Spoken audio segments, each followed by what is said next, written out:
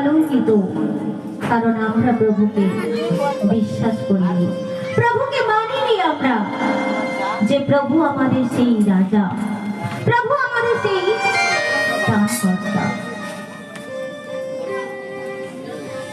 প্রভুকে আমরা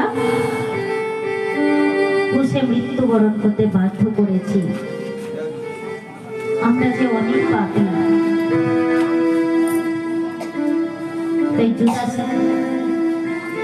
সেই ফরিসীদের কাছে গিয়ে যখন কথা দিয়ে ভোজসভায় ফিরে এসেছে, তখন যেন কিছুই তার হয়নি, কিছুই যেন সে জানে না। চুরি করে অনেকেই এমন ভান করে যেন সে চুরি করেনি। পাপী হলেও অনেক সময় আমরা মনে করি যে আমরা পাপ করিনি, আমরা কোনো দোষ করিনি।